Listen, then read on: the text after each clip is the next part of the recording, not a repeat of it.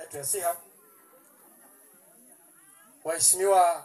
Mheshimiwa mtukufu aliyetuweka hapa ndugu wangu Michael,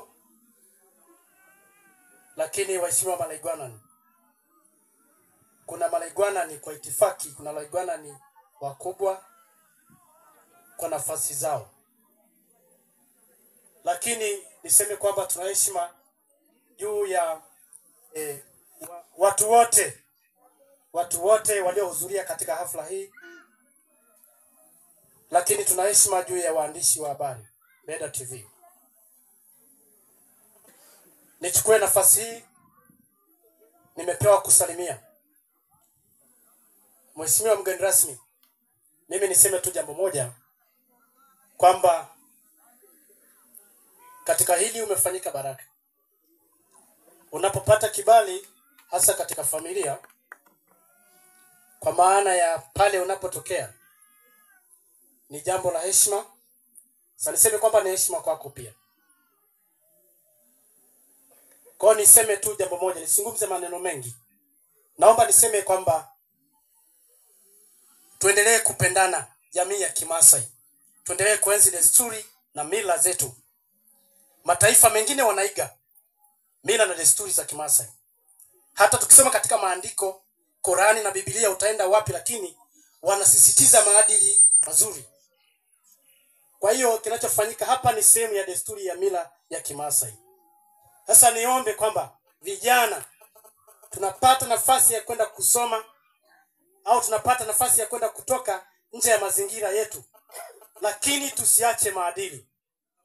Katika maadili ndiko kunarika, na katika kunarika ndiko kuna kuheshimiana. Niseme kwa dhati kwamba tunapaswa tuishi katika desturi zetu. Tunapaswa kuishi katika desturi zetu, kwamba tunapaswa kuendeleza na kuenzi maadili yetu katika jamii zetu. Kwa hiyo niseme kwa machache tu kwamba tuna mengi ya kuzungumza. Nikumbushe jambo moja la kiserikali linavyoendelea. Mwaka huu ni mwaka wa uchaguzi mkuu. Niombe nizungumze Mheshimiwa MC, kwa sababu sisi viongozi wa kisiasa tunapaswa kuzungumza tukipewa nafasi. Tunapoelekea katika uchaguzi, tunapaswa kupendana.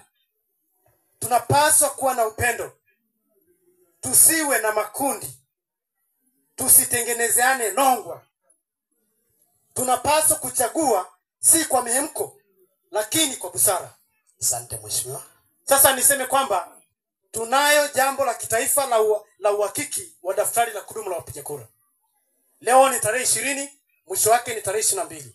Nitumie halaiki hii kuwaomba na kuwasihi kwamba tafadhali sana fika kwenye vile vituo katika vijiji vyetu, tuishe taarifa zetu ili tupate haki ya kikatiba na kisheria ya kuweza kufanya uchaguzi. Asante sana. Basi nashukuru sana. Mungu akubariki. Bariki sana mwenyekiti. Hebu tumpigie mwenyekiti makofi mengi tafadhali. Hebu piga tu makofi akati na. Haya, naomba kuna msemaji wa chama. Naomba tafadhali Lazarus Akita